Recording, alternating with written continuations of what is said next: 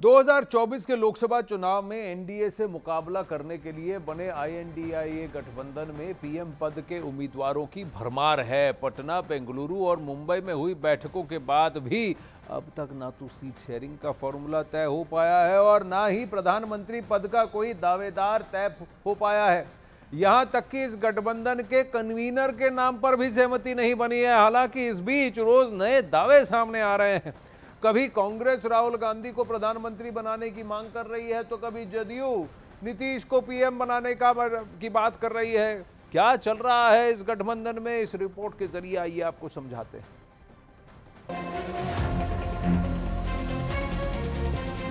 कांग्रेस के एक एक वर्कर का ख्वाब है, सपना है, हम सब चाहते हैं कि राहुल गांधी देश के प्रधानमंत्री बने।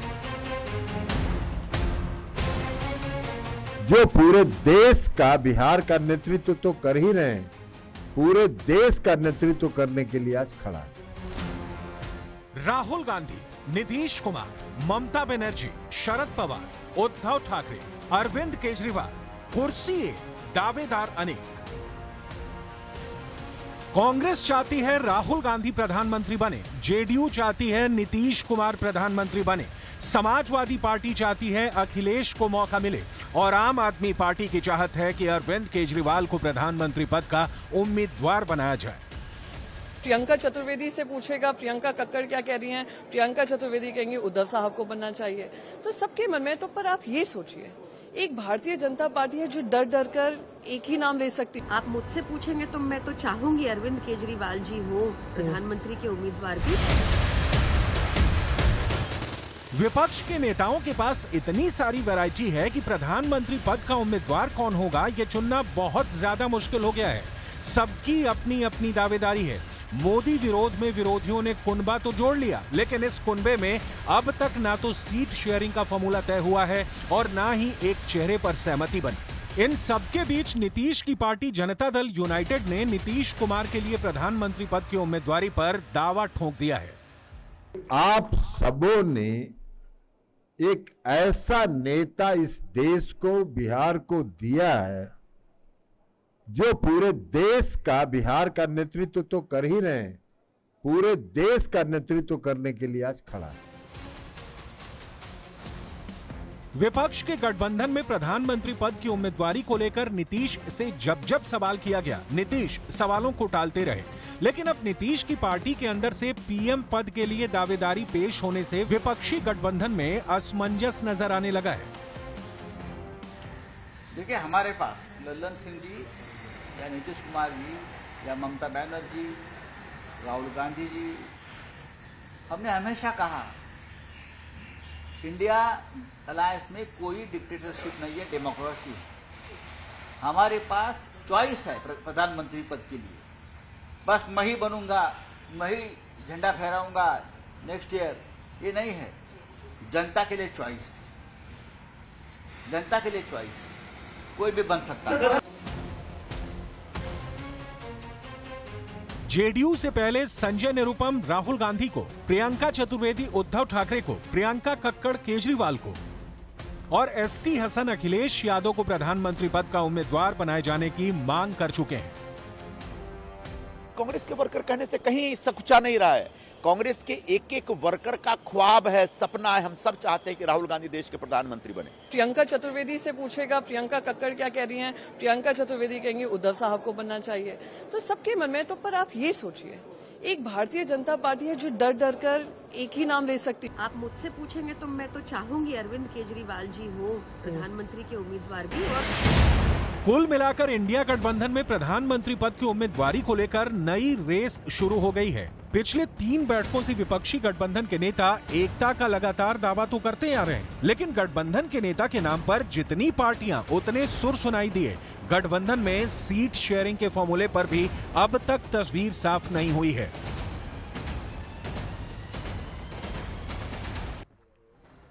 अब इस इंडिया गठबंधन में पीएम पद के उम्मीदवार को लेकर जारी बयानबाजी के बीच बीजेपी नेता मुख्तार अब्बास नकवी ने एक बहुत बड़ी बात कही है। मुख्तार अब्बास नकवी ने कहा है कि विपक्ष के गठबंधन में बिना वैकेंसी के 1 दर्जन 2 दर्जन से ज्यादा प्राइम मिनिस्टर इन वेटिंग है। इससे पहले कि मुख्तार अब्बास नकवी जी की बात आपको बताएं, एक गौरतलब बात यह है कि पटना में जब पोस्टर लगे थे तब नीतीश बाबू जी के पोस्टर लगे थे, बेंगलुरु में पोस्टर अलग लगे थे, मुंबई में पोस्टर उद्धव ठाकरे के लगे थे। सबसे बड़ी बात यह है कि जदयू को लगता है कि नीतीश बाबू ने यही सोच करके ये वादा किया था तेजस्वी यादव को कि 2 साल के अंदर अंदर मैं चीफ मिनिस्टर की कुर्सी छोड़कर आप ही को ये कुर्सी दे दूंगा, क्योंकि उन्हें लगा कि देश भर में भ्रमण करके इन सभी पार्टियों को एकत्रित करने का काम उन्होंने किया है और उन्हीं को इस गठबंधन का चीफ कन्वीनर बना करके प्रधानमंत्री पद का उम्मीदवार बताया जाएगा। उस वक्त कांग्रेस के सितारे बुलंद नहीं थे। फिर कर्नाटका में जीत हो गई, भारत जोड़ो यात्रा की सफलता से इसे जोड़कर देखा जाने लगा और राहुल गांधी फिर से प्रधानमंत्री इन वेटिंग के दावेदार बन गए और कांग्रेस ने फिर से थोड़ा अपना मसल फ्लेक्सिंग शुरू कर दिया। आइए आपको सुनाते हैं कि मुख्तार अब्बास नकवी ने क्या कहा।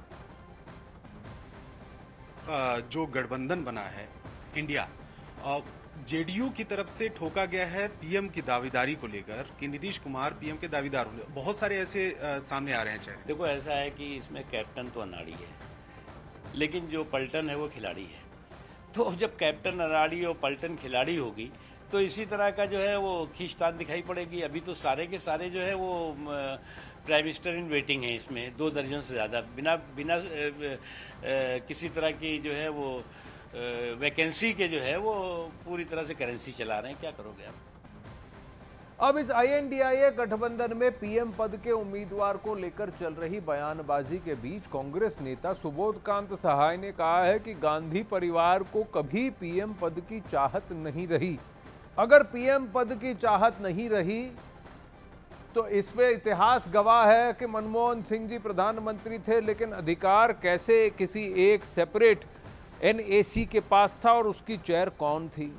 अगर पीएम पद की आवश्यकता नहीं है तो कांग्रेस की तरफ से राहुल गांधी जी पर इतनी आवाज क्यों आ रही है? राहुल गांधी खुद सामने आकर क्यों नहीं कहते कि नीतीश बाबू बन जाएं या ममता दीदी बन जाएं कन्वीनर, वही चेहरा बन जाएं इस गठबंधन का।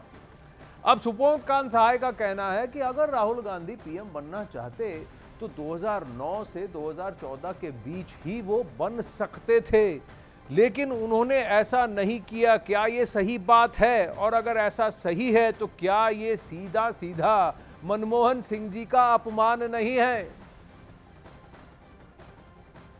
राहुल गांधी अगर प्रधानमंत्री बनना चाहते तो 2009 के बीच चुनाव के बाद 14 के बीच में कब का बन गए होते, लेकिन राहुल गांधी ने कभी नहीं एग्री किया, कभी एग्री नहीं किया। मैं जानता हूं, पन्नौदा जाके मनाने की कोशिश किया। तो ये बात बार बार अलग अलग खेमे से अलग अलग बात आती है। प्रश्न यही उठता है कि क्या आपकी खुद ओवरऑल ये जो स्पेशल 26 जैसा इसको बीजेपी ने करार दिया है, बीजेपी के कुछ नेताओं ने, इन पार्टियों का एजेंडा क्या है? ये क्यों एक निष्कर्ष पर नहीं आ पा रहे हैं कि एक कॉमन मैनिफेस्टो हो? इस एजेंडा, इस अलायंस का कन्वीनर कौन है? सबसे इंपॉर्टेंट लीडिंग पार्टी कौन है?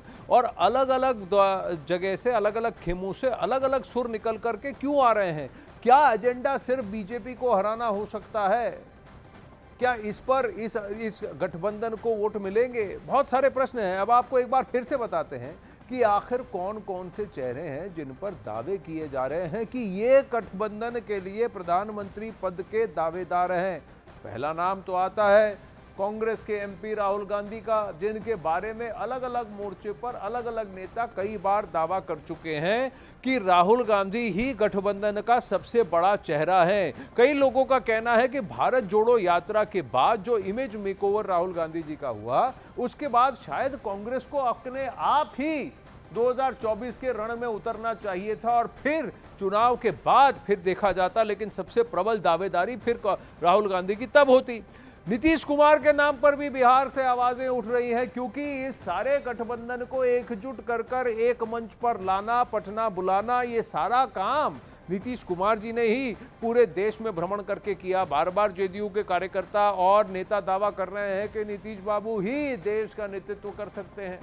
पश्चिम बंगाल की मुख्यमंत्री ममता बनर्जी थोड़ा INDI अलायंस के अपने साथी दलों से नाराज चल रही हैं, ऐसा लग रहा है। इनके बारे में भी तृणमूल की ओर से आवाज उठती रही है कि वही PM पद के दावेदार हैं, क्योंकि बंगाल में बीजेपी को हराने का मादा रखने वाली ममता बनर्जी ही है।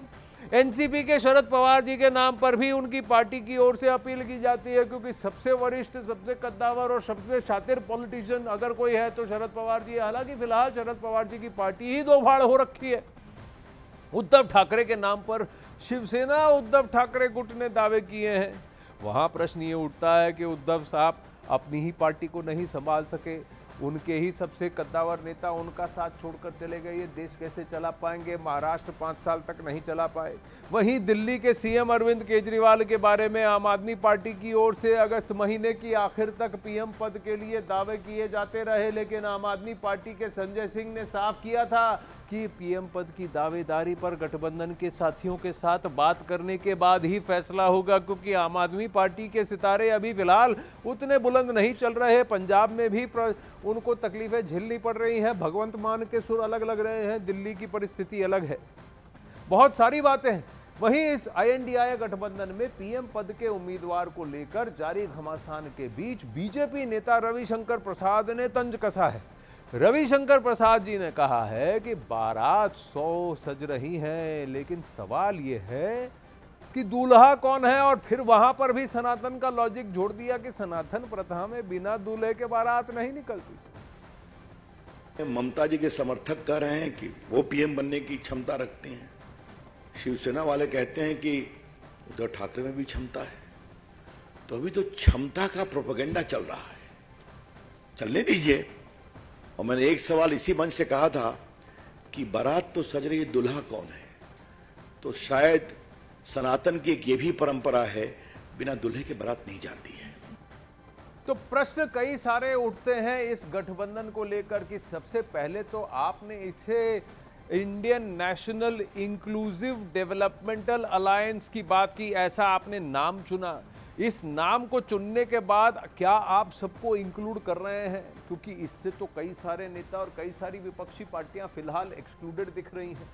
क्या इनका एजेंडा डेवलपमेंट है या फिर इनका एजेंडा मोदी को हटाना है? तो डेवलपमेंट कहां से आया, ये प्रश्न भी पूछा जा रहा है। ये सभी नेता कद्दावर नेता हैं, कुर्सी का दावेदार कौन है? अगर इतने सारे प्रबल दावेदार होंगे तो कैसे चलेगा? अब आप देखिए इनमें से कोई भी नेता है जो कि सीनियर इनफ नहीं है, या कोई भी नेता है जिनके पास अकेले प्रधानमंत्री नरेंद्र मोदी को राष्ट्रीय पटल पर हराने की या उन्हें चुनौती देने की काबिलियत दिख रही है? राहुल गांधी जी 2 बार ट्राई कर चुके हैं, पिछली बार भी बहुत एड़ी चोटी का जोर लगाया। कई बार कांग्रेस की तरफ से ये पूछा जाता है कि अगर भारत जोड़ो यात्रा के बाद, कर्नाटक की सफलता के बाद, क्या कांग्रेस पार्टी को आवश्यकता थी ऐसे गठबंधन में जुड़ने की? क्या इससे राहुल गांधी और स्ट्रांग हुए हैं या वीक हुए हैं? इसीलिए अब JDU के बाद आज RJD ने भी नीतीश कुमार जी को PM पद का उम्मीदवार बनाने की वकालत की। RJD भी तो चाहेंगे कि नीतीश कुमार जी कुर्सी छोड़ें और फिर तेजस्वी यादव कुर्सी पकड़े। RJD के प्रवक्ता शक्ति सिंह यादव ने कहा है कि नीतीश कुमार अनुभवी नेता हैं, लेकिन जो सामूहिक निर्णय होगा वही मान्य होगा। बिहार के मुख्यमंत्री आदरणीय नीतीश कुमार जी महागठबंधन के भी नेता हैं। बिहार में सरकार चल रही है, नीतीश जी देश भी चलाए हैं और बिहार भी चलाए हैं। सबको पता है कि वरिष्ठतम मुख्यमंत्रियों में से एक भी हैं, अनुभव है राजकाज का। किसी के पात्रता पर कोई सवाल नहीं खड़ा कर सकता। बहुत लोग हैं जिनकी पात्रता इस बात को लेकर है, लेकिन एक सामूहिक निर्णय महागठबंधन का और इंडिया गठबंधन का है, और जो सामूहिक निर्णय इंडिया गठबंधन को होगा वही अंतिम होता है।